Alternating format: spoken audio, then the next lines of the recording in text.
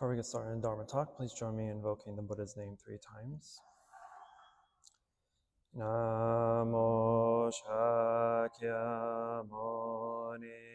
Buddha. Namo Shakyamuni Buddha. Namo Shakyamuni Buddha.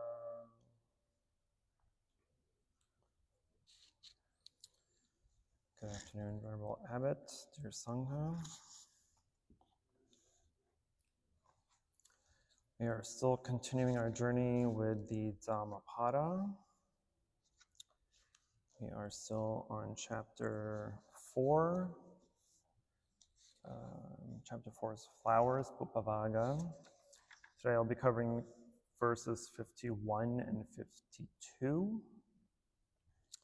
Which are double verses or twin verses, meaning they go together. So as usual, I'll read the verse, read the story that the verse was given for, and go through my commentary. So verses 51 and 2 go as follows. As a flower that is beautiful and full of color, but is without scent, are the fine but fruitless words of him who does not practice accordingly. As a flower that is beautiful and full of color and full of scent are the fine and fruitful words of him who practices accordingly. So we paid attention to the words. The first verse was a flower that is beautiful, full of color, but with no scent. And the second verse was the flower is beautiful, full of color, and full of scent. So one is without scent, one is with scent. So the story is a pretty short story, and the verse was actually given at the very end of the story. So the first 80% of the story doesn't really apply to this verse, but I'm going to tell the whole story anyway. That way it can provide some background as to how we got to the conclusion of when or why the verse was given. So back in the Buddhist time, there was a layperson called Chattapani, who also lived at the time with the Buddha in Shravasti. Chattapani was actually a very skilled practitioner. He actually attained the second fruit of sainthood, or the second level of enlightenment, which is Sakadagamin, once returner. It's the second of the 4 first levels of enlightenment. And so he's very adept in Dharma, very skilled in meditation, and he would always be with the Buddha, or always be in the vicinity of when the Buddha was giving any Dharma talks or any advice and whatnot. So one day, as Chattapani was sitting with the Buddha, the king, Pasandi, at that time came to pay respects to the Buddha and listen to a Dharma talk. And typically, especially over there at the time, or even during these times, if you're by yourself, for instance, and someone higher than you in rank or worthiness and whatnot arrives or enters the room, enters the vicinity, you typically have to rise and greet them, right? And so likewise, the subjects of the kingdom would rise and greet the king whenever he came by or was in their presence. But Chattapani was sitting there and he's like, oh, the king is coming, right? What should I do, right? Should I rise? Should I not rise? Because if he didn't rise, then he would feel like the king would get offended because one of his subjects didn't arise for him. But on the other hand, he's like, well, I shouldn't rise because the Buddha is higher than this king. And so if I were to rise, I'd be insulting the Buddha. But if I didn't rise, then I'd be insulting the king. So he just concluded that he wouldn't rise. And the Buddha knew that the king was kind of disturbed by that, a little butthurt about it, I suppose. And so he knew what the king was thinking. He knew that he felt offended or disrespected. And so then the Buddha told the king about the achievements and the realizations that Shatapani had, that he was a Sakadagamin, he was a level 2 enlightened person. And so that seemed to calm the king down a bit and kind of acknowledge that, okay, let's accept this excuse, I guess. And so then everybody went on their merry way. And then sometime later, Shatapani was walking in the city, Shavasti. He had a sun umbrella. He was holding a sun umbrella. And the king had saw Shatapani kind of roaming around somewhere, and he sent some of his guards to go fetch him. And so when the guards came and asked Shatapani to come back to the palace to meet with the king, he did so. And as he entered the room, he unfolded the umbrella. He took off his shoes and set them to the side and walked in, bowed to the king, paid respects, and then kind of just sat down. The king, being arrogant, was like, oh, now you want to come and show respect to me? Now you want to take off your shoes and get up and stand and bow and treat me like a king? And Shatapani was like, yeah, you're my king. Of course I'm going to come in and bow to you and respect you and blah, blah, blah. So anyway, some little frivolous talking happened. And then the king had asked Shatapani he made this request kind of as a jab at Shatapani, because the king was like, oh, you're so impressive, you're full of knowledge of the Dharma, and the Buddha trusts you, and you're an Anagamin, that he sarcastically asked him to teach two of his consorts, two of his queens, Malika and Katiya. And so Shatapani said, no, I'm not qualified to do so. In order to teach the Dharma, it needs to be conducted by a monk or a nun. And so after some going back and forth, the king agreed, Shatapani said that he would go back to the Buddha and ask the Buddha to send a monk to teach the two queens. And so the king finally agreed and let him go. And so Shatapani went back to the Buddha and told him what the king had requested, that the king requests someone to go teach two of his queens, Malika and Katiya. Is that Katiya? Katiya, yes. And so he sent the Venerable Ananda, right, one of the Buddha's greatest attendants and disciples. Ananda was very well-versed. He had photographic memory, and so he's the one that kind of remembered all the Buddha's teachings. He remembered all the sutras. He is the one that recited the sutras during the first Buddhist council to kind of lay out the collection of sutras, right? And so in all Buddhist sutras, in the very first few lines of the sutras always says, thus I have heard. And thus I have heard is coming from Ananda's mouth, that he is stating, thus I have heard from the Buddha.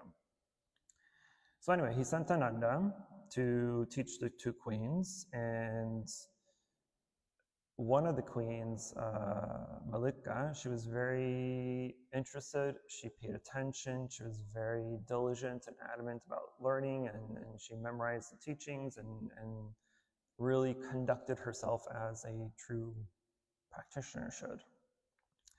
Katiya, on the other hand, was very nonchalant. She didn't really pay too much attention. She kind of wasn't as adamant about learning and memorizing and knowing and attaining like Queen Malika was. It was through some commentary that I read, said that Queen Katiya has Dharma lap, right? And so when she's sitting, she learns the Dharma, she can understand it and read it while the Dharma is sitting in her lap. As soon as she gets up, the Dharma falls and she forgets everything that she just read. And so she was one of those people. So after some time, the Buddha asked Ananda, how's the studies going with the two queens? How are they doing? How are they learning, right? How's their learning going? And so Ananda was frank with him and said, Queen Malika is very adamant. She's very good at learning, and she knows and she remembers, and she's contemplative. But Katiya, on the other hand, is the exact opposite. She doesn't pay too much attention. She's just kind of there to be there, isn't resolved to truly learn. And so it was at that point that the Buddha gave these two verses, and I'll repeat the verses. As a flower that is beautiful and full of color, but is without scent, are the fine but fruitless words of him who does not practice accordingly. As a flower that is beautiful and full of color and full of scent are the fine and fruitful words of him who practices accordingly. Now, it did take me a while to kind of connect the story with these verses, but then I also realized that Ananda at this time was only a Sotapadana, a stream enterer, the first level enlightenment, right? So Shatapani, the lay disciple, he was actually more enlightened than Ananda, right? And so the Buddha specifically asked Ananda to go for that specific reason, right? And it's stating because Ananda, who is, again, has photographic memory, and he knows all the Buddha's teachings, and he's always there when the Buddha was giving teachings, but he never, or I won't say never, but he didn't really apply too much of those teachings into his actual practice, right? Because he was too busy being the attendant. He was too busy learning and memorizing the discourses and the teachings that he didn't really apply them per se. But he applied enough that he did attain the first level enlightenment.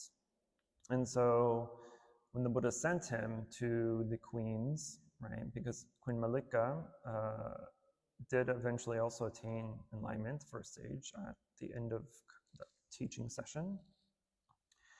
And so it was kind of a kill two birds with one stone, right? Saying, or telling Ananda and telling these queens that, and the queens here are akin to flowers, right? They're beautiful, they're royal, they're worthy, they're full of grace and color, right? Queens are always exaggeratedly, especially in India at the time, always full of clothing and colors and stones and gold and all this stuff, right? And so the Buddha was likened them to the flower. You can be a beautiful flower, you can have beautiful colors, but then you may just be dumb and you don't have any sense. You don't have any wisdom. You don't have any actual practicality to you. But on the other hand, if one is truly diligent and practices accordingly, as the two verses state, then you do become a beautiful flower full of color and full of scent, right? And so this is kind of an admonishment from the Buddha to all of us, that it's not enough to just intellectually know the Dharma. It's not enough to just know what the Dharma is teaching. It's not enough to say, I've read this many sutras, I've read these many books, I've read these many teachings, I know what the basics of Buddhism is. That alone is not enough. I've admonished all of you at one point or another about putting your practice into action, or putting your knowledge into action. And so it's a true reminder of what it means to actually practice, because this is actually quite a dangerous thing to have, or not thing to have, but it's a quite dangerous, that's what I'm looking for. It's a dangerous thing to believe or to think that, oh, I'm Buddhist, that's it, like that's the end of the story. I'm Buddhist, I practice Buddhism, or I learn Buddhism, I teach Buddhism, or whatever it may be. but not actually putting the work into it, right? Because Buddhism is more than just a religion. I don't consider it just a religion, right? It's truly not really a religion. It was never meant to be a religion. But unfortunately, through time, it's turned into one because now we have rituals and ceremonies and all this stuff. So that is what creates religion. But the core teachings of Buddhism, it's simply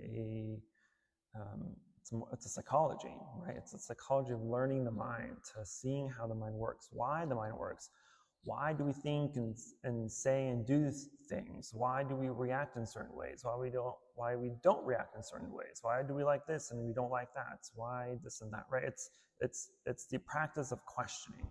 It's a practice of being curious enough of your own mind and your own environment and your own world and your own reality to be able to question things, and to see the true reality behind this illusion, this illusory world that we live in. And so it's these, not in these specific words, but throughout the Dhammapada and in almost every single sutra, there's some sort of mention about how we have to apply the teachings into action, how we have to apply these teachings into our daily lives. Because it is not enough just to know stuff. It's not going to do anything for you.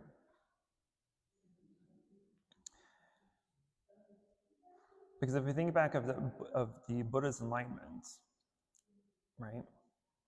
He became enlightened by the true penetration, the true realization of the Four Noble Truths, which is the very basics, the very core, the very foundation of Buddhism is the Four Noble Truths. And so to most people, we think and we read the Four Noble Truths, it was just something so mundane, so easy, so simple, right? In life, there's suffering. Cause of suffering is desire, the attachment to desires. There's a way there's cessation to these desires, and then there's the way out. This is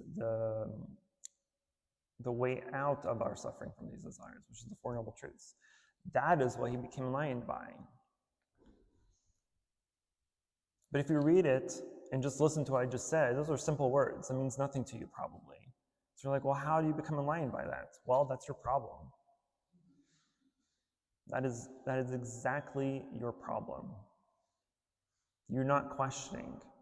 You're not digging deeper than that. You're not contemplating. You're not analyzing. You're not putting work into your practice. I can sit up here and teach you for the rest of my life until I die and drop dead right here at this table, and teach you everything that I know, teach you the ways and the things and the techniques and the teachings and the practices that I use that gave me some clarity, but it won't do anything for you because you're not doing anything about it. You're just listening. You're just filling in your mind with information.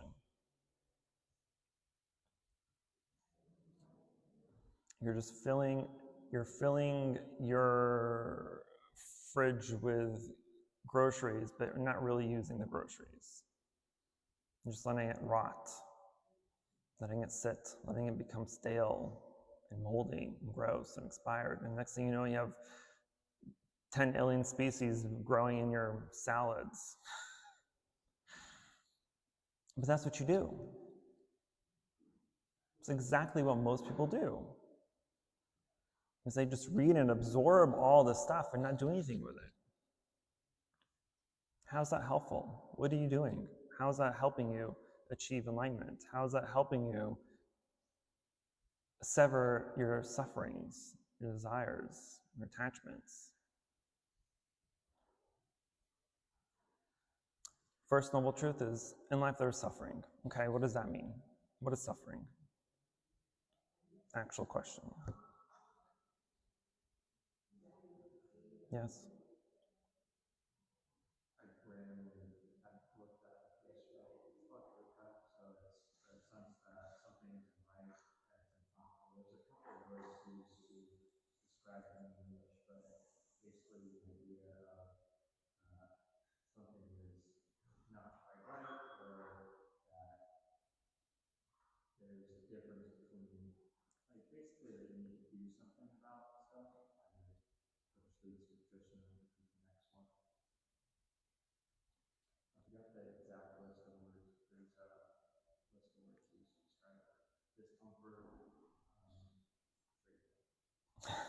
Yeah, there's a lot of words to describe the word dukkha. Dukkha means suffering.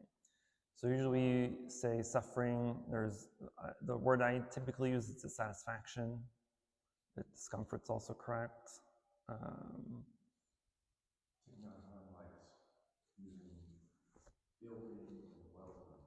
Ill-being and well-being. Okay. That's cute, but I wouldn't use those words. But see, even that, does that do anything to you? Knowing that what dukkha means, that life is dissatisfying, life is suffering, does that mean anything to you?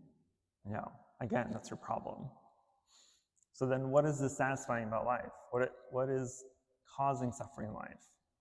And if we dig deeper into the Four Noble Truths, the Buddha does actually describe 8 sufferings, 8 types of sufferings. He's brave enough to mention these 8. Getting what you don't need or needing what you don't get. There's birth. What comes after birth? Sickness. What comes after sickness? Old age. What comes after old age? Death. Okay, those are the first 4 of the 8. Then it's not getting what you want, getting what you don't want, being separated from loved ones, and what's the word you can use? Indulging the 5 skandhas, indulging the 5 aggregates. That's anything that is suffering would typically fall under one of those categories for the most part. But we don't think of birth, aging, sickness, and death as suffering, right? We think that's normal. Real suffering is, oh, I didn't get that promotion. Oh, I can't afford that car. Oh, this house is so big, I need 5 maids. Whatever it is, stupid stuff, right? It's the mundane things that we believe it's suffering. But those are simply unsatisfied desires, right? Whatever we have, it doesn't quite quench that thirst of craving we have for things. But that's just, I haven't even scratched the surface of life is suffering. I can spend a whole year just going over the first noble truth. Because it's not as simple as life is suffering.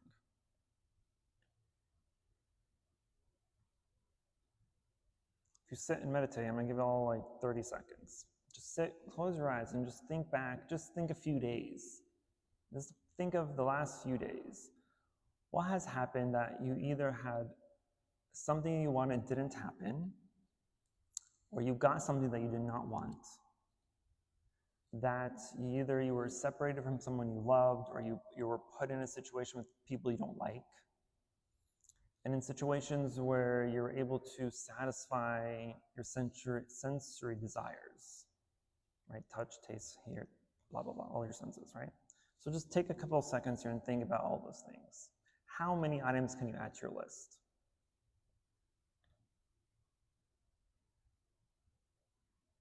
Don't lie to yourself. Try to be truthful. We're not here to judge. I don't judge people, I just critique them.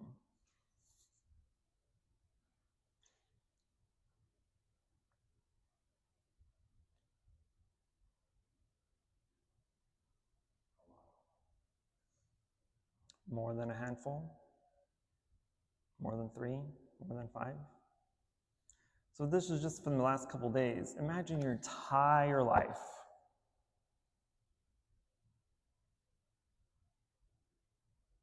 It's a lot of suffering, yes? So now the question is, well, what are you going to do about it? What are you going to do so that tomorrow you don't have as many sufferings? What are you going to do that the day after that you're going to have less sufferings? The day after that, even less. The day after that, even less. The day after that, even less and less and less. Until one day, you have no suffering. Yes? We follow the Buddhist teaching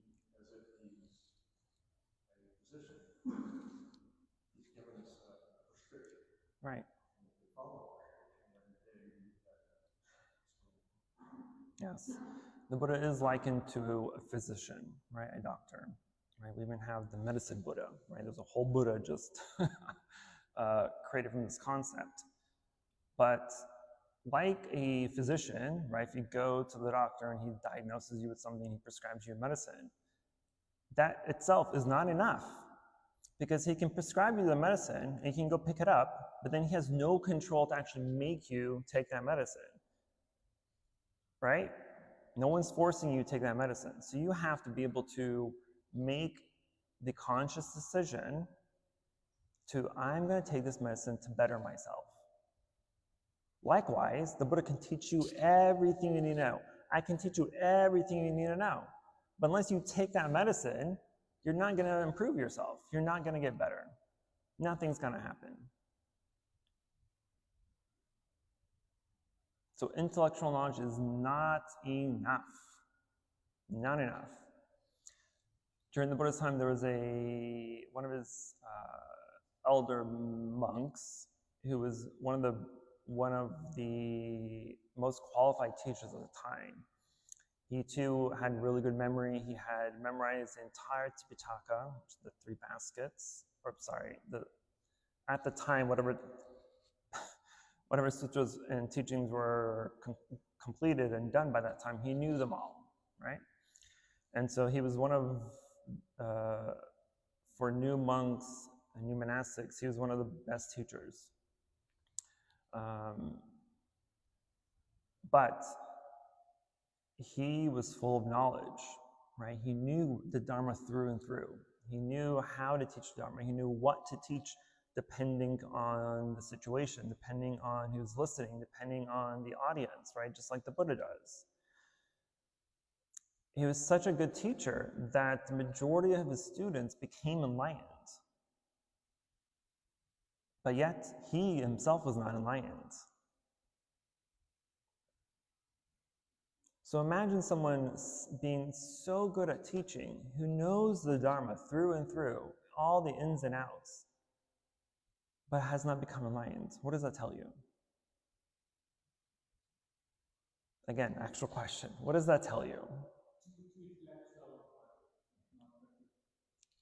Yeah. You're talk and no action. That's what it's saying. You're talk and no action. But on the other spectrum, it's even worse too. If you're all action and no talk, then that's just as bad, right? And so hence, we have the middle way, right? And so we have to include both study and practice. It has to go hand in hand. Because if you have too much study, then you don't have time for enough practice. But if you practice too much, then you don't have time to study. I know that sometimes doesn't make sense, like, well, don't you want to practice more? You do want to practice more, but you have to know more in order to practice more, right? It has to be a 50-50 scale. Because you have to know enough in order to practice it. Otherwise, you're just sitting. What are you doing? What are you meditating on? I don't know, I'm just meditating on nothing. Congratulations, you're going to get nothing. In our meditation classes that we're starting on the Satipatthana Sutra, right, the 4 foundations of mindfulness. This is the practice that allows us to become enlightened. Because in our last year we did the Anapanasati, right, the mindfulness of breathing. This entire practice is just to perfect your concentration, to perfect your samadhi, basically, to perfect your concentration, your focus. But it doesn't gain you any enlightenment. You cannot become enlightened. You cannot attain any true realization, true insight through just concentration, right? The samatha type of meditation and concentration. It's only in vipassana, insight meditation, through the 4 foundations, that is where we can apply what we've learned and to start to contemplate on those teachings. And specifically, it's only asking us to focus on 4, right? The body, feeling, mental formations, and consciousness. No. Body, feelings, the mind, and objects of mind, which can also mean conscious sometimes. But it's through the dissection, through the analysis, through the contemplations of these 4 foundations that allow us to see the true nature of reality. And then I'm probably going to spend at least 2 or 3 classes just on the foundation of mind, on the foundation of body, the mindfulness of the body. Because what is your body?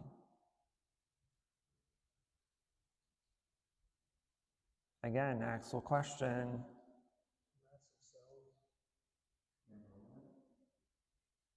But what makes up the body? Parts, non-body parts. And what else? And keep going on. Huh? And Would include body, mind, no. Body suffers, the body aches, the body seeks pleasure, it avoids pain, it's averse to pain, it's averse to unhappy feelings, unsatisfactory feelings, right? It desires pleasure, desires the comfort of a warm bed or whatever. I don't like warm beds, I don't mind freezing. But you know what I mean, like the body likes things.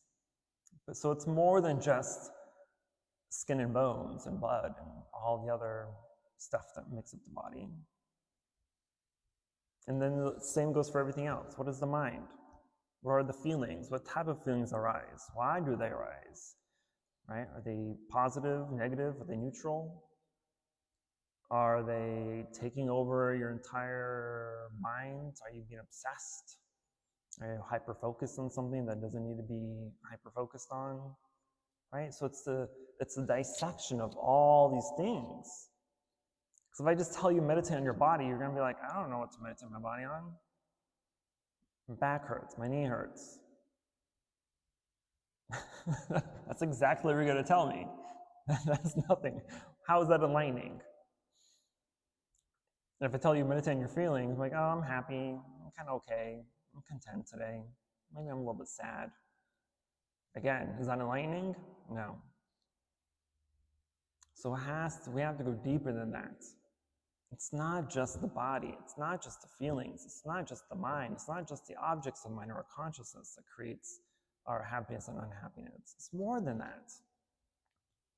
So we have to put in our investigator hats, right? Become PIs of ourselves and figure out why we do things, why we think things, why do we think like that, why do we feel like that, why is our perception on this type of situation or person or place or thing this way, why do I like this, why do I not like that, why is this more favorable than that, right? You are interrogating yourself because you have to pull away the different layers of the mind. Because if I ask you, hey, how are you doing? Christina, how are you doing? Are you though? Exactly. See? So you just tell yourself, I'm okay. Well, okay, well, why are you just okay? Why aren't you not fantastic? Why are you not beaming? Why are you not, whatever? So there's more than that. It's always about questioning. And I think at least every Dharma talk I give, I'm always telling you to always question yourself. I'm feeling okay. Why am I feeling okay? Why am I just feeling okay? It's been a long day. Why has it been a long day? I had to take care of my mom. I do this, I do that. Well, why? Why? Why? Constantly ask yourself why. You have to be your own therapist, essentially, right? Because otherwise, if you do go to therapy, they're going to ask you the same thing. Why do you feel okay? So you have to have this kind of dialogue in your mind for yourself, by yourself, to figure those answers out. Because think of each suffering that you go through in life as an onion, okay? If you just pick up a random onion from the grocery store, it still has its skin. It doesn't do much to you. There's not really much scent to it, right? You can't really see how many layers it has. You can't really see the core of it. Is the core soft? It's nice and ripe. Is a little bit tender? Is a little bit still hard? Then it's not all ripe just yet. But anyway, every suffering is an onion. At the surface, it's like, oh, it's just an onion. It doesn't do much to me. It's kind of soft because the outside skin is a little bit soft. But that's our suffering. Our suffering is this illusion that it's okay. It's not doing much to me. But as soon as you tear away the first couple of layers of the onion, right, you start to really see its true colors, to see its true shape, right? And then you start to smell the onion. You're like, something smells good if you like onions. But the more you start to peel away, the deeper and deeper you get to your suffering. What happens the more you peel away an onion or chop up an onion? You start crying, right? Because a lot of our sufferings, especially our deeply rooted ones, are the ones that people try to suppress the most. Because maybe it happened because of a negative situation in the past. Maybe it's because you just got heartbroken or due to trauma or whatever it may be. Right, we tend to suppress those emotions and those feelings. We tend to hide them away. We tend to imprison them. But through meditation, the more you start to peel away those layers, the easier it is for those feelings to start to resurface again. You start to think about those traumas and those emotions and that heartache or whatever it may be. And it's unfortunate that that's usually the time where people stop meditation. Like, oh, I don't want to relive that again. Oh, hell no. Let me put it back in, forget about it. Let me think about happy thoughts instead. Well, what are happy thoughts going to do to you? Make you feel happy for a bit, okay? Yeah? How long? Not very long. You stub your toe. So you stub your toe. And then what? It's F this and F that, right? But we have to face those types of sufferings because those are the ones that are holding us back. Those are the hindrances that are holding us back from realization. And so, if you are brave enough to go through that potential mental struggle, right, and get to the core of that reason, core of that of why you're suffering, right, by questioning, by contemplating, by analyzing, by dissecting, and you get to the very core, like, that's it. And you'll know when you have truly penetrated and gone to the core reason of a suffering or an emotion or a feeling or whatever it is. The moment you get to the true core, you will know. Because it'll be such a freeing feeling, freeing sensation. Your mind is going to be just, your mind blown, right? You will know. Because there's a lot of times where I tell people to go meditate on the why meditation and then come back to me, in a few weeks or whatever, and like, tell me how that's going. I was like, did you get to your core? I think so. Nope, you didn't. Sure the hell did not. If you have to tell me I think so, nope. It didn't happen. Go back and try again. Because you will know. And when you know, then you're like, it'll just be this bizarre aha moment. But once you get to that core reason, you and you alone will know what to do with it. Because sometimes that core reason is a person, right? A lot of times it's a person, depending on the type of suffering you're going through. But if it is a person, then you have to ask yourself, well, what do I need to do now? What can I do? This may mean that you need to distance yourself from them. This might mean that you need to change the relationship, the type of relationship you have with them. This may mean that you need to just sever them completely out of your life. right? Or it could be a number of other reasons or options, but you will know what needs to be done. But you have to get to that part. You have to do the work to get to that part. I can do it for you. A therapist can do it for you. An enlightened being can't do that for you. The Buddha himself cannot do that for you. You have to put in the work and the effort. I cannot emphasize enough that we have to do that.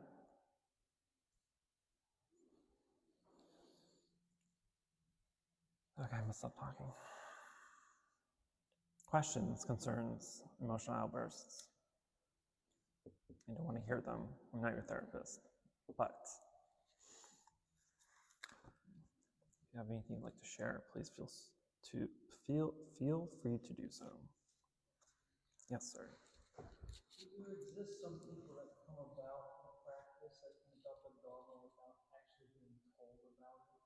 Is this something that you can figure out for yourself? In what sense? Where the Shakyamuni sat down and thought, oh, yeah, I understand now. Does there also exist people like that today? I don't know. I think it would be difficult.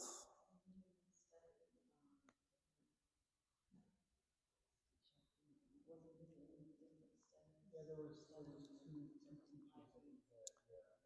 He did, but the concept of the Four Noble Truths is entirely of his origination. His origination, yeah. Like he created the Four Noble Truths. Well, he didn't create it, he discovered them, is what she's saying.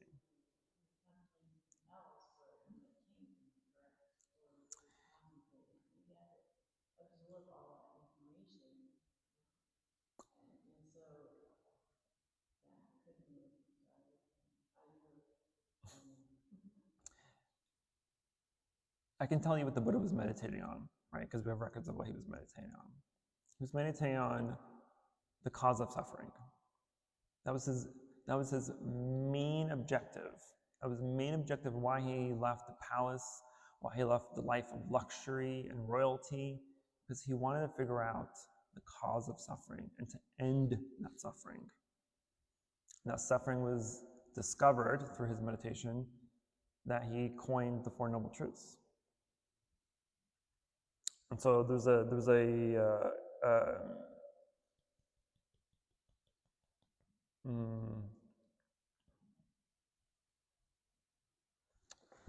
what is the word I'm looking for? I'm going senile, I swear. There's a, oh my goodness. It's like I can see the word in my mind. The words just aren't translating. There's a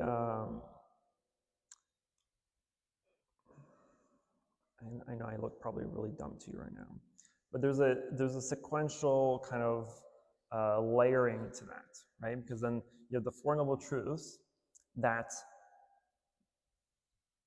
the Eightfold Path is born from, and then you have the 12 links of dependent origination that was born from the Eightfold Path, right? And so he found out about the Four Noble Truths, like, okay, life is suffering, we know that. We know that the cause of suffering is desire, or the attachment to our desires. He said that there has to be a way out of this.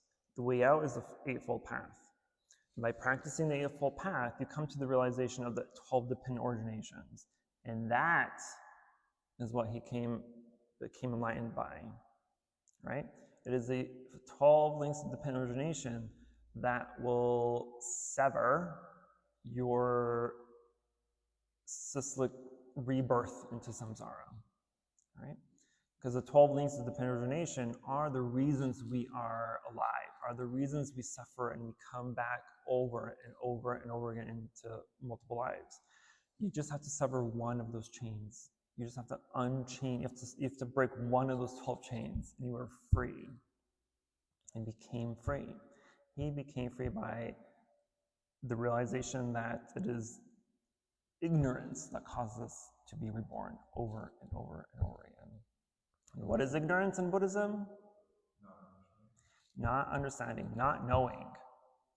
Not knowing the true reality of things. Again, I can go back and ask you, how are you feeling? I'm okay. That's not the true reality of things. What is your body? Skin and bones. That's not the true reality of things. Who are you? Oh, my name is Quang, I'm a monk. That's not the true reality of things. So not knowing is what's causing us to suffer. It's what's causing us to constantly think of, it's what's causing us to stop thinking, I suppose, right? Like, oh, it's okay, I'm fine, whatever. I'm doing okay, it's fine, it's whatever. Well, is that gonna help you? Is that gonna make you feel any better? Is that gonna make you do something about it? No. So now it's our job to figure out why. But to answer your question, I don't know. And I say that because we live in a world that's full of a plethora of ways to get information that I can't see someone not being able just to Google something. But the Buddha himself is technically Prateka Buddha. Not a Prateka Buddha, a Samyaksan Buddha, meaning someone who has realized enlightenment on their own.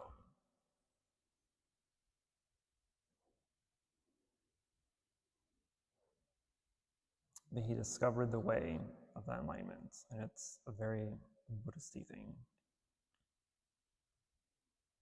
That's all I can say. Okay, any other questions? Any other reasons you want to know why you're not enlightened?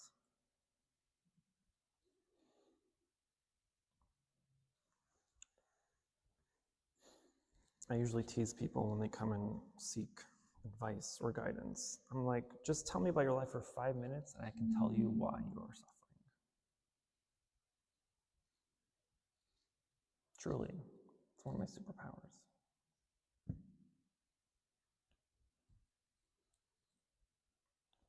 No other questions? We're all enlightened, right? I penetrate you through my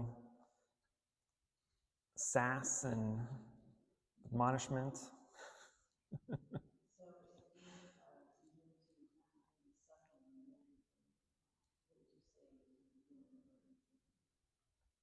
Why?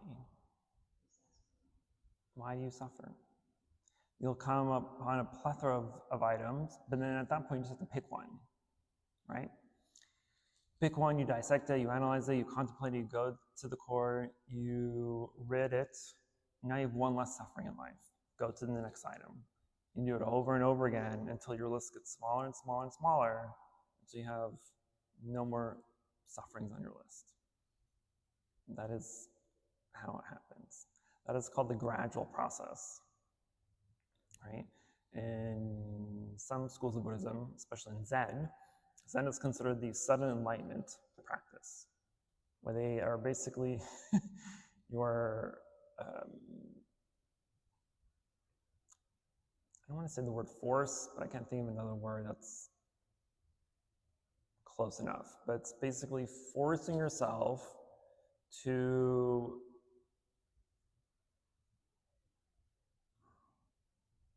penetrate deeply the causes of suffering and to have that sudden enlightenment, which can happen. But that's only in Zen. For most of other Mahayana traditions, including ours, we have the gradual process of enlightenment, meaning that we apply practice and study to our practice in order to attain that enlightenment.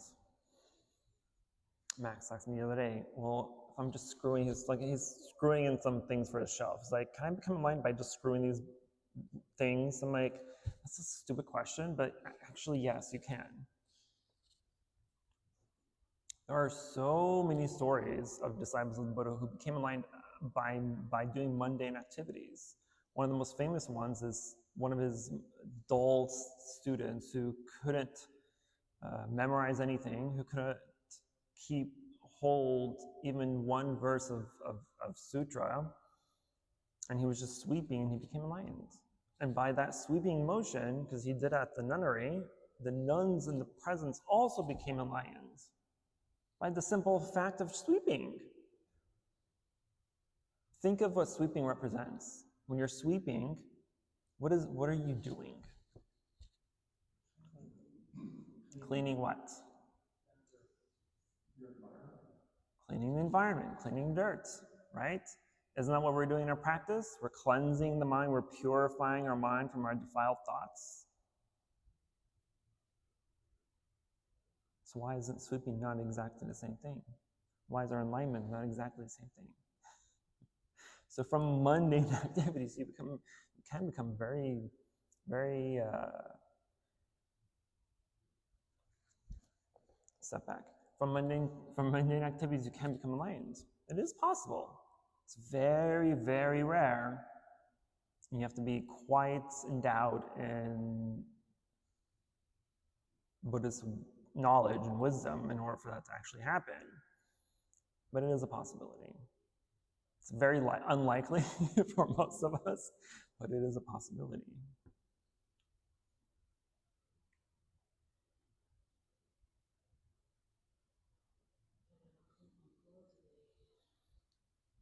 Do it.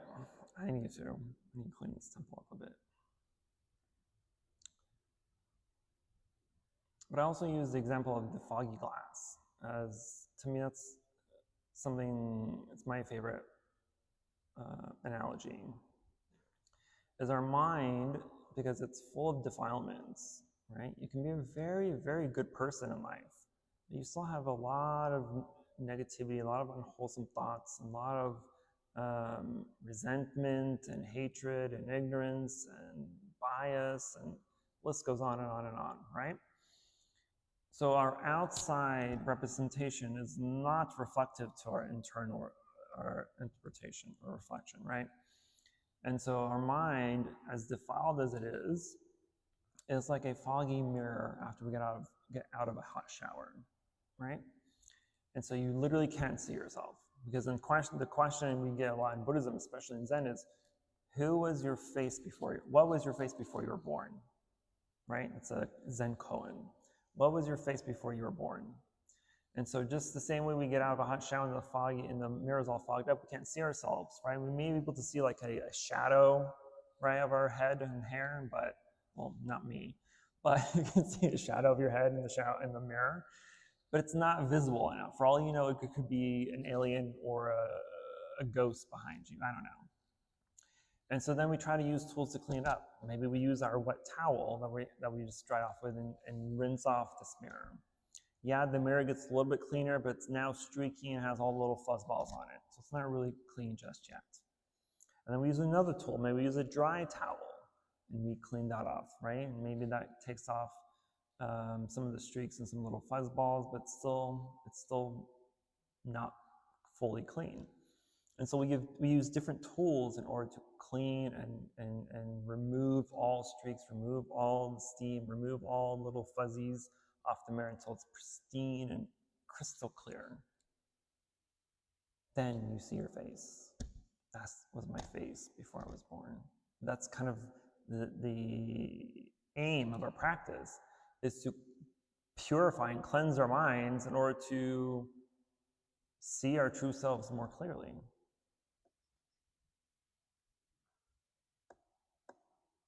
And that's why we have different practices in Buddhism. That's why we have different tools. There's not one correct way to become enlightened. We have thousands and thousands and thousands of volumes of sutras teaching us how to become enlightened. A lot of them are very repetitive because the Buddha wasn't saying, okay, this is my word, this is the final, only correct way to practice. No. He adjusted his teachings. He adjusted how he gave Dharma talks according to the audience. Because if the audience was low class or uneducated or illiterate, right, from poor little villages who wouldn't really understand the higher ways of teaching, then he would teach them in a way that they would be able to understand. Right? But if you were teaching to more educated people, maybe the high ministers or government officials, then he would teach them at a little bit higher level.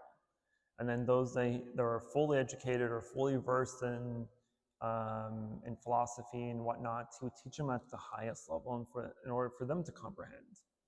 Because try to think, maybe you've interacted with someone who's like super, super smart, and you try to like dumb something down to them, and they're like, I don't get it. you have to talk to them at their level. Vice versa, you can't speak to a child at a PhD level. You have to dumb it down. So the Buddha did the exact same thing. So if one sutra doesn't work for you, find another, because I guarantee you there's at least 100 more teaching the exact same thing in different ways. That's one of the things I love about the sutras.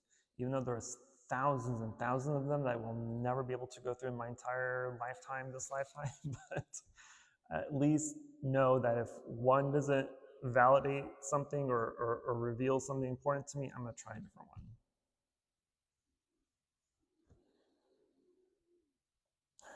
Okay. Sorry, I went on a tangent. Okay, I'm going to stop it there because I'm way over time. Luckily, teacher's not here to stare at me this time. Today, we will be chanting the aspiration of Dhammapada Sutra in preparation for a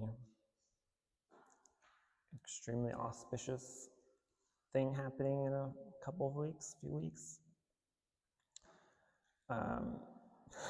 Stop looking at me like, make me smile, make me laugh. Okay, serious face. So, now I forgot what I was going to say.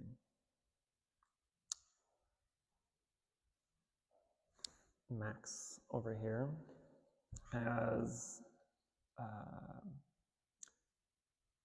decided to taste the life of a monastic. So he'll be taking Anagataka vows in a few weeks, which means Anagataka literally means one who has left home, or the homeless one. So it is the first of 4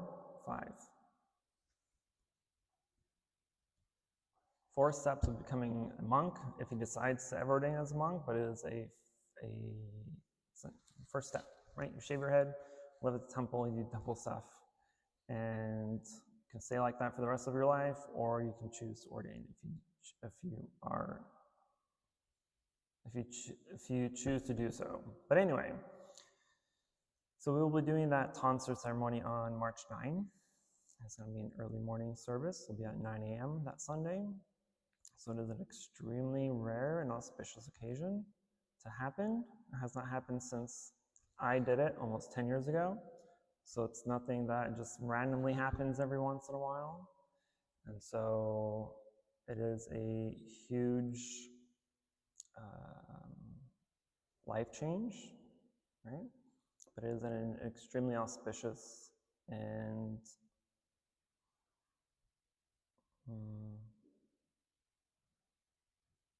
wholesome way to live life, I suppose. It is a way to be able to serve more people in your community, in the world, hopefully. It is a way to have the correct causes and conditions to practice fully without much interruption or outside influence.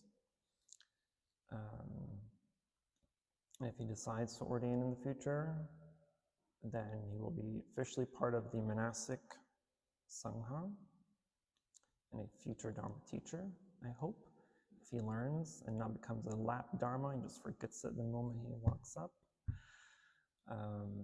But we are extremely excited for him. We are very happy for him. So this is your invitation to such a ceremony. Again, it's on March 9 a.m. It's going to be a emotional morning, but it is a beautiful and a wholesome ceremony. So until then, we will be chanting the Dhammapada Sutra, which is a sutra that is kind of emphasizes spiritual vows and spiritual practices in order to attain enlightenment, in order to rid our mind of defilements and poisons.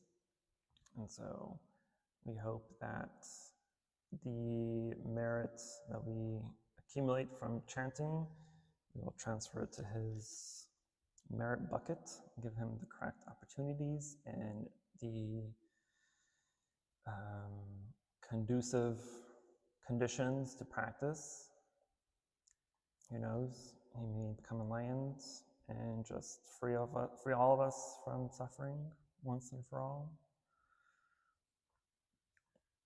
Or maybe become like me and just flat out tell you you're so wrong and you're full of suffering and just admonish you way more. If you haven't noticed, I'm very straightforward in my teachings. I do not beat behind the bush. I don't sugarcoat things for you. I'm going to tell you how it is because you deserve to know. So if you do something wrong, I do not hesitate to tell you. So he's not as mouthy or sassy as I am, so maybe he'll be able to put in a better perspective for you every once in a while. So anyway, we will go ahead and transfer the merits and go into chanting. Namo Shakya Muni Buddha Namo Shakya Muni Buddha Namo Shakya Muni Buddha. For any positive karmic action we've accumulated here today, we wish to transfer the merits to all sentient beings and wish them full enlightenment.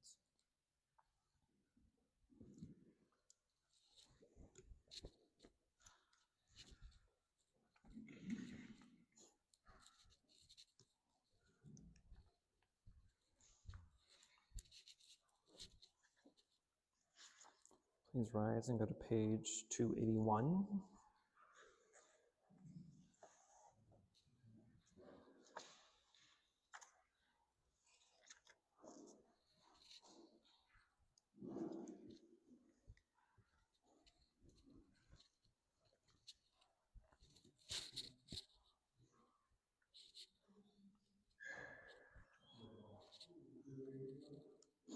(281).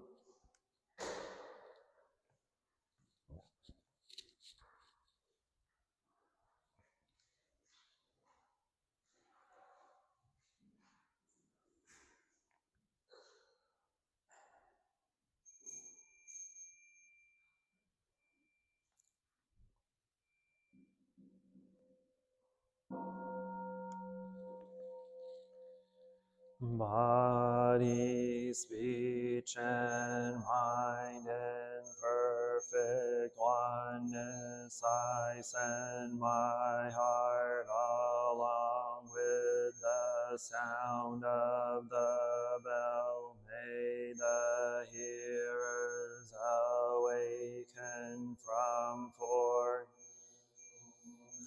and transcend all anxiety and sorrow. Listen, listen, this wonderful sound brings me back to my true home.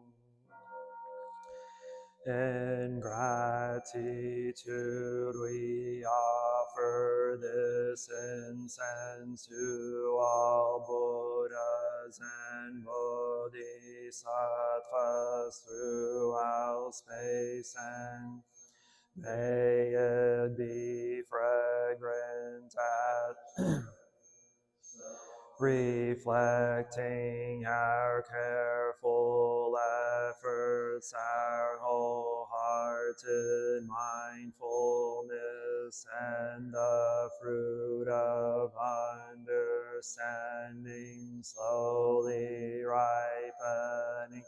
May we and all beings be companions of Buddhas and Bodhisattvas.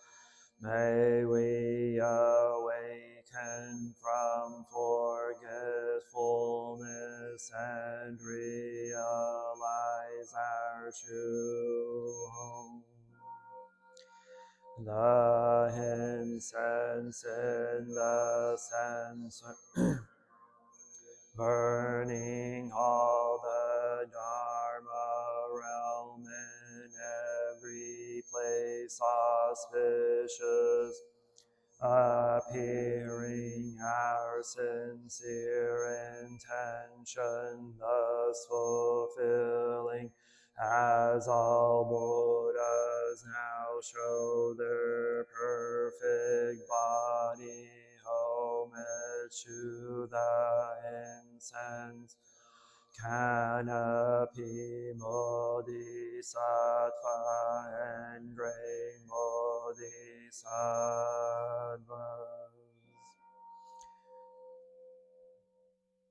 Homage to the eternally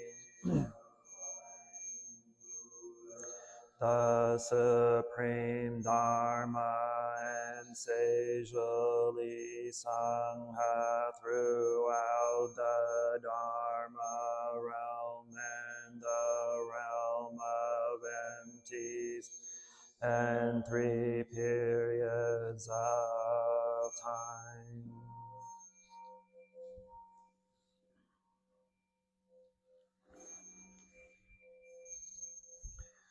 Homage to the fundamental teacher Shakyamuni Buddha Maitreya, honored future Buddha Manjushri, great wisdom bodhisattva, all dharma guarding, the glorious mountain assembly of Buddhas and Bodhisattvas.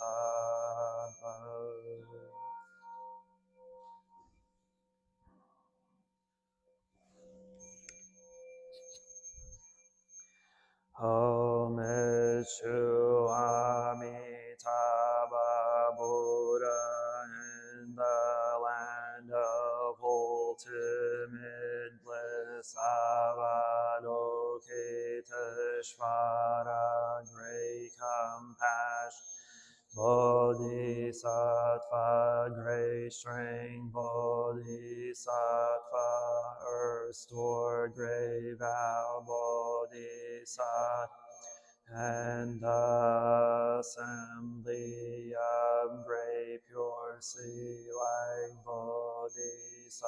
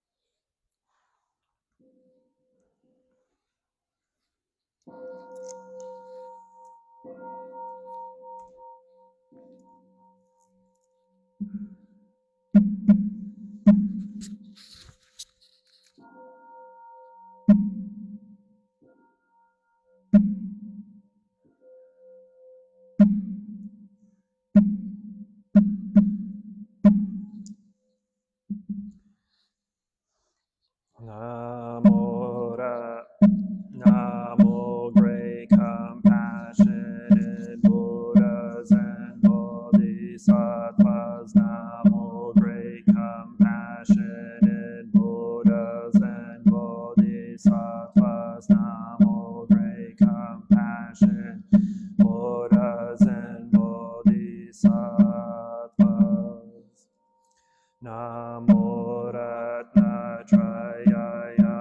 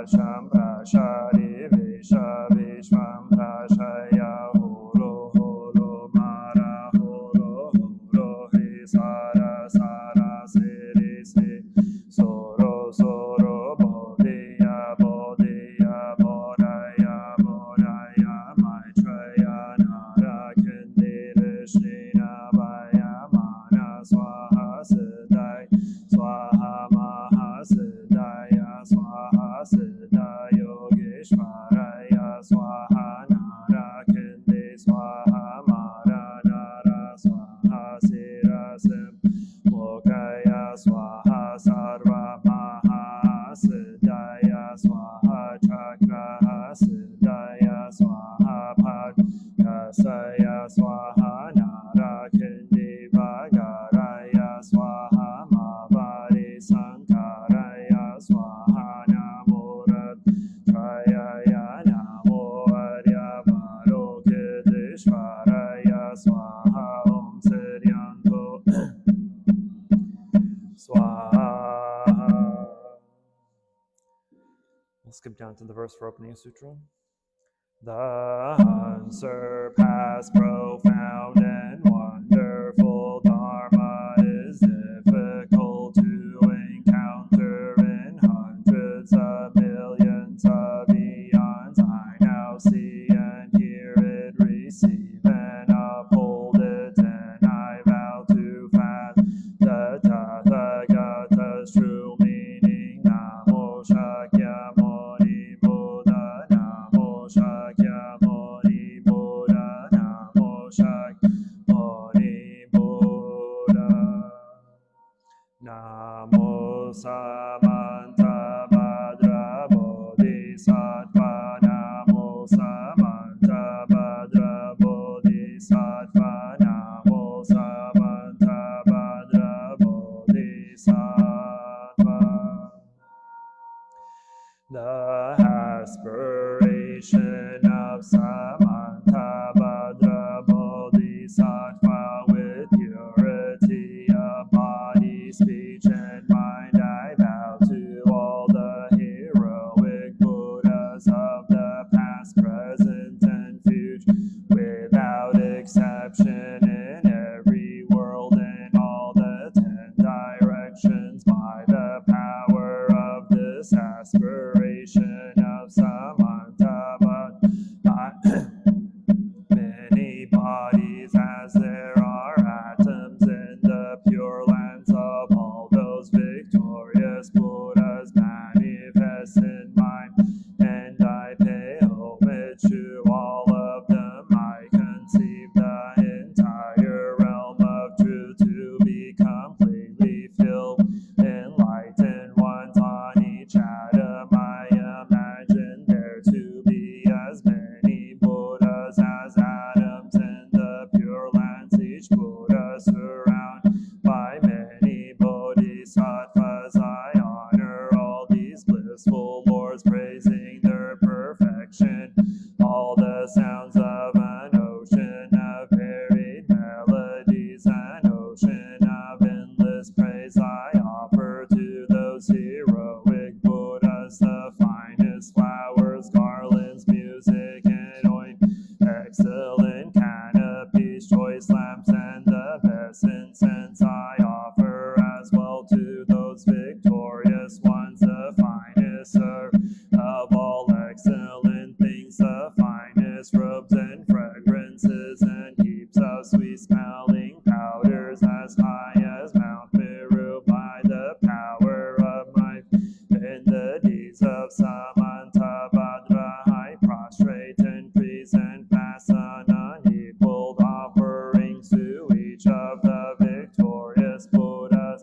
Confess every type of wrong that I have, word or deed, under the influence of desire, anger, or ignorance. I rejoice in the meritorious deeds of all Buddhas of the 10 the Bodhisattvas, Priteka Buddhas, Arhashavākas, and all sentient beings. I request that enlightened protectors who have attained the detachment of Buddha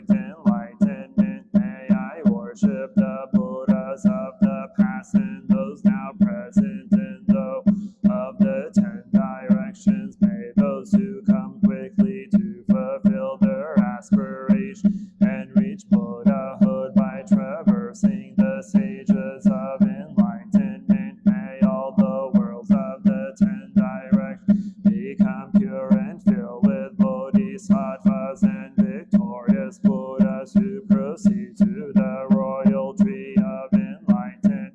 May all living beings in the 10 directions always be happy and free of sickness. May the display of the Dharma be in harmony.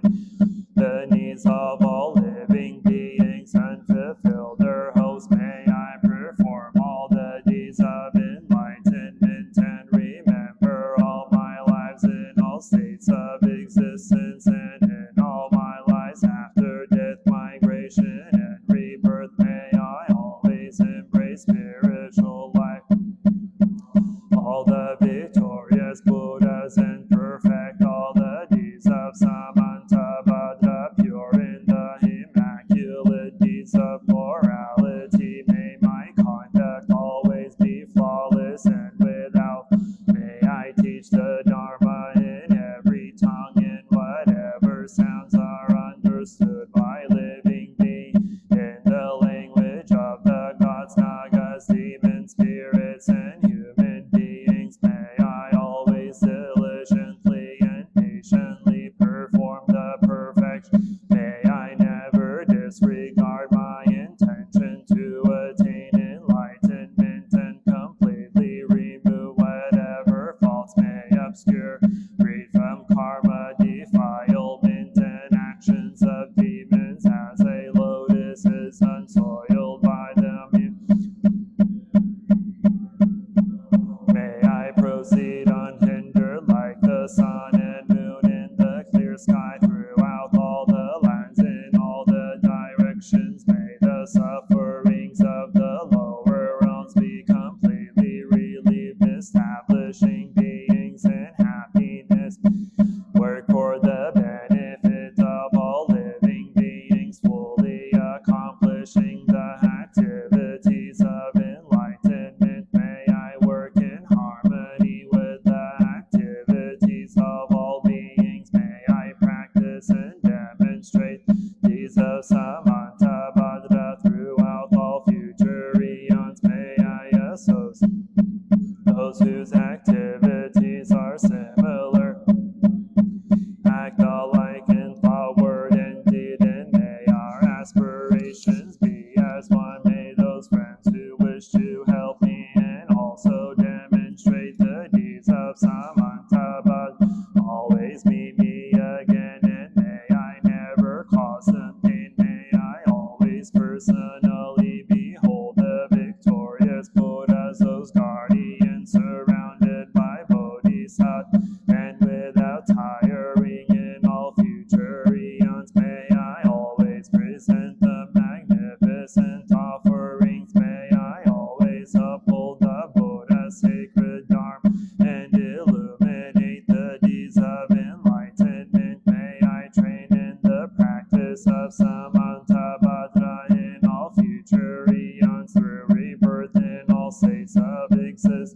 May I gather endless stores of merit and wisdom. May I become an inexhaustible treasure of all virtues of method, wisdom, concentration, and liberation. May I always behold as many pure lands as there are atoms present in each pure land with inconceivable Buddhas sitting midst of their bodhisattvas and performing the activities of enlightenment. In this way may I be able to see everywhere, even on every mote of dust, countless Buddhas of the past, present, and future, limitless pure lands and endless eons. May I always heed the pure speech of the victorious Buddhas, which holds within each word the totality of the perfection of words and languages precisely suited to the needs of all living beings. May I possess perfect intelligence so as to heed the endless melody of speech when the victorious Buddhas, the past, present, and future, turn the wheel of Dharma. May I accomplish the Bodhisattva's practice of entering the past, present, and future in a fraction of a second. May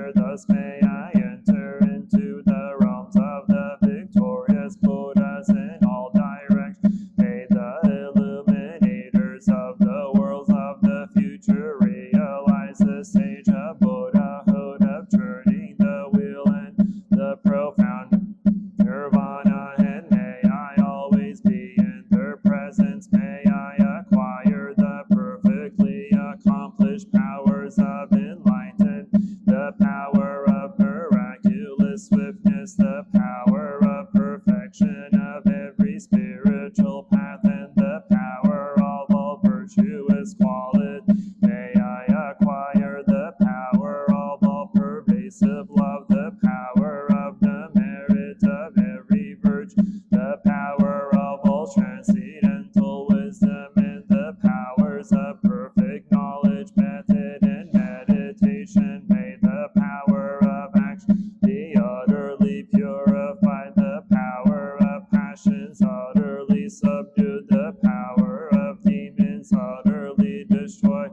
the power of the deeds of Samantabhadra perfected. May the ocean of lands be purified, the ocean of beings liberate, the ocean of Dharma realized, and the ocean of wisdom fully attained. May the ocean of practice be purified, and the oceans of aspirations accomplished. May the oceans of Buddhas be ceaselessly worshipped, and the deeds of enlightenment tirelessly performed. May I completely fulfill rations to enlightened activities in order to attain the stage of the victorious Buddhas of the past, present, and future, according to the deeds of Samantabhadra. The eldest son of the victorious Buddhas is called Samantabhadra. I dedicate all these virtuous actions that my deeds may be like his. May my body, speech, mind, activities, environment always be pure, and may I become equal to this excellent aspiration of Samantabhadra.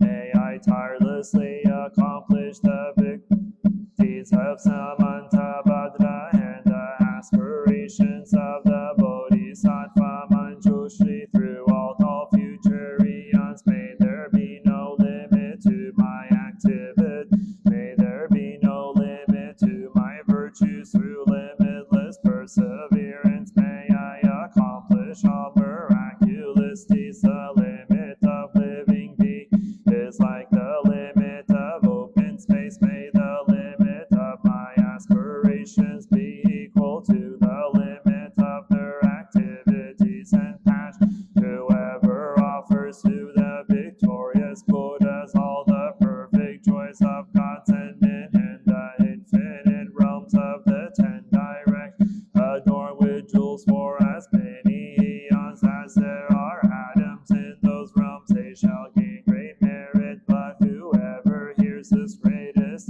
dedication, prayer, and is inspired by faith to intensely desire supreme enlightenment, shall gain even higher and holier merit. Whoever recites this aspiration of Samantabhadra will never again endure hellish rebirth, will abandon all evil friends, and will soon behold the Buddha Amitabha. They will gain all benefit, live in happiness, attain precious human rebirth, and soon become like Samantabhadra. Those who in ignorance committed the 5 unredeemable sins will soon be completely purified by reciting this aspiration of Samantabhadra. They will achieve perfect wisdom, a radiant countenance, eternal form, auspicious physical marks, and a noble birth. Profane and devilish be will not trouble them, and they will be honored in the 3 residing there to benefit all living beings as enlightened Buddhas. They will turn the wheel of the Dharma, taming the demonic host. Whoever knows, teaches, or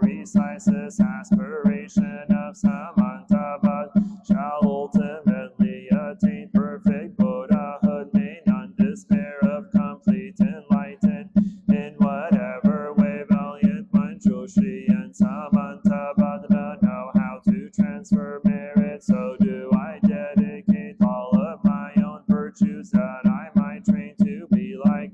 Through this dedication, praise the Supreme by the victorious Buddhas of the past, present, and future. I dedicate all of these roots of virtue to accomplishing the deeds of Samantabhadra. At the moment of my death, may all obscurations be removed, that I may behold the Buddha Amitabha and go to the pure land of perfect bliss. In that blissful land may I completely fulfill all of these aspirations and benefit all beings, as long as the universe free. Joyful there in the blessed assembly of the Buddhas, may I be reborn like the holy ones from an exquisite lotus, and may the Buddha himself foretell my own enlightenment. May I thereafter accomplish countless benefits for living beings in all the 10 directions by the power of perfect wisdom. Myriad incarnations through whatever small virtue I have gathered by reciting this aspiration of Samantabhadra. May all the virtuous aspirations of living beings be accomplished in a single instant through the boundless merit gained by so dedicating these aspirations of Samantabhadra. May the countless beings drowning the torrent of suffering reach the stage of Amitabha. May this greatest of dedication prayers benefit.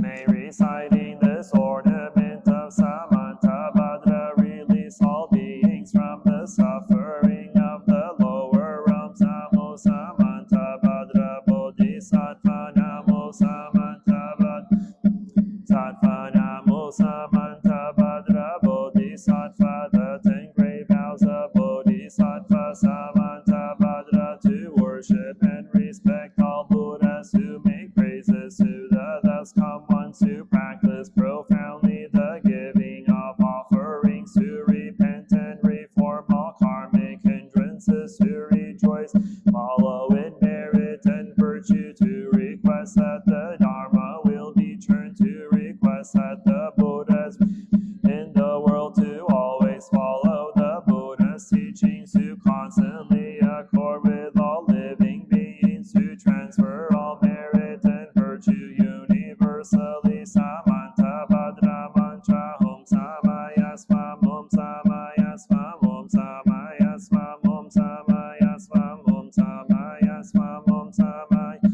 Om Samaya Svam. Heart of the Prajnaparamita, the Bodhisattva Avalokita, while moving in the deep course of Prajnaparamita, shed light on the 5 skandhas and found them equally empty. After this penetration, he overcame ill being. Listen, Shadiput. Form is emptiness, emptiness is form. Form is not other than emptiness, emptiness is not other than form. The same is true with feeling, mental formations, and consciousness. Listen, Shadiputra. All dharmas are marked with emptiness. They are neither produced nor destroyed, neither defiled nor immaculate, neither increasing nor decreasing. Therefore, in emptiness there is neither form nor feel, no perceptions nor mental formations nor consciousness, no eye or ear or nose or tongue or body or mind, no form, no sound, no smell, no taste, no touch, no object of, no realms of elements, no interdependent origins, and no extinction of them, no ill being, no cause of ill being, no end of ill being, and no path, no understanding, no attain, because there is no attainment. The Bodhisattvas ground in work find no obstacles for their minds, having no obstacles they overcome fear, liberating themselves forever from illusion and realizing perfect nirvana. All Buddhas in the past, present, and future arrive at Anuttara Samyak Sambodhi. Therefore one should know that perfect understanding understand is the highest mantra, the unequaled mantra, the destroyer of ill being, the incorruptible truth, the mantra of passion, paramita, should therefore be proclaimed. Gate, gate, pada, gate, pada, samgate, bodhi, swaha, gate, gate, pada, gate, pada, samgate, bodhi, swaha, gate, gate, pada, samgate, bodhi, swaha, namo amitabhaya, tathagataya, tadyata, amrito bhavi, amrita siddham bhavi, amrita vikranti, amrita vikranta gamini gagana kirta kare swaha, namo amitabhaya, tathagataya, tadyata, amrito bhavi, amrita siddham bhavi, amrita vikranti, amrita vikranta gamini gagana kirta kare swaha, namo amitabhaya, tathagataya, tadyata, amrito bhavi, amrita siddham bhavi, amrita vikranti, amrita vikranta gamini gagana kirta kare swaha. May all beings without limits, without end, have a share in the marriages now made, and in whatever other merit I have made those who are dear and kind to me, beginning with my mother and father, whom I have seen or never seen, and others neutral or hostile beings established in the cosmos, the three realms, the four modes of birth, with 5, 1, or 4 aggregates wandering on from realm to realm.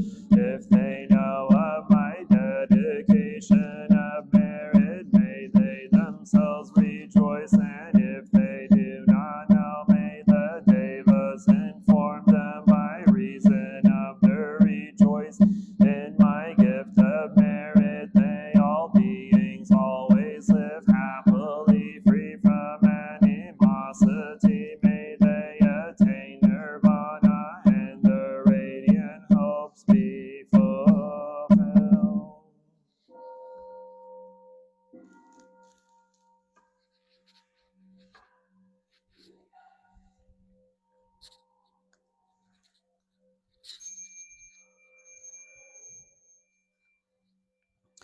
I take refuge in the Buddha, the one who shows me the way in this life. I take refuge in the Dharma, the way of understanding and of love. I take refuge in the Sangha, the community that lives in harmony and awareness.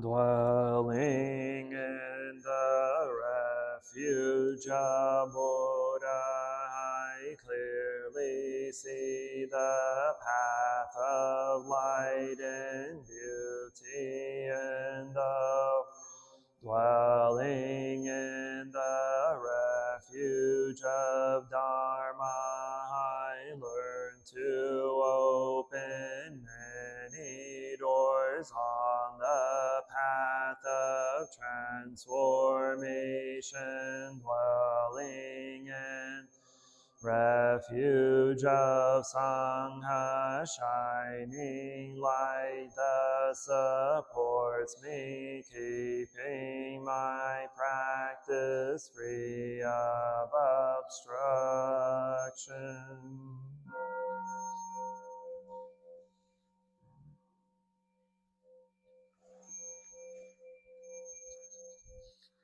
Taking refuge in the Buddha, in myself I aspire aspire to help all people recognize their own awakening,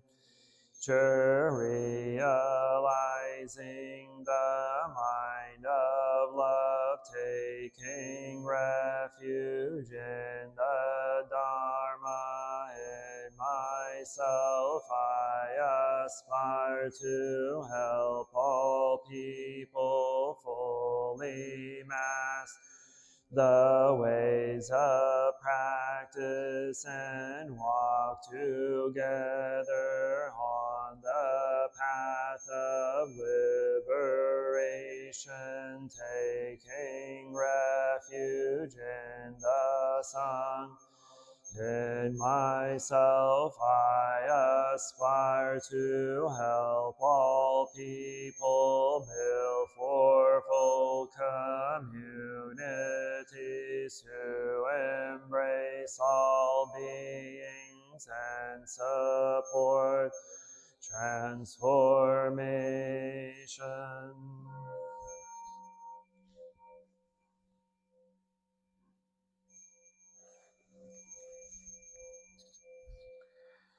Reciting the sutras, practicing the way of awareness gives rise to benefits without limit.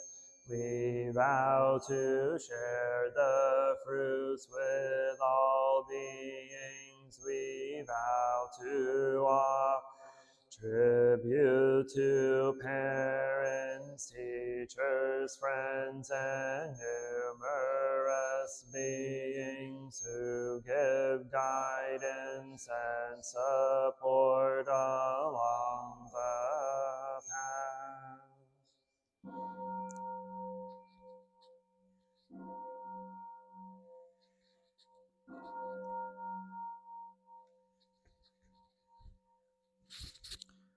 Namo Shakyamuni Buddha.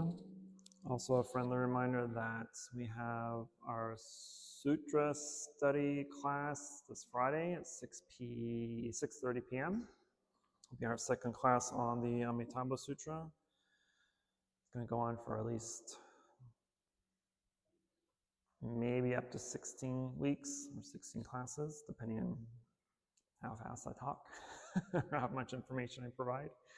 And then on Saturday, we have our second meditation class at 10 a.m. So we'll be going over the first mindfulness of the body of the Satipatthana. So meditation classes every second and fourth Saturday at 10 a.m. And the Dharma the Sutra classes every first and third Friday at 6:30 p.m. Hope to see everyone there. Thank you. Namo Shakyamuni.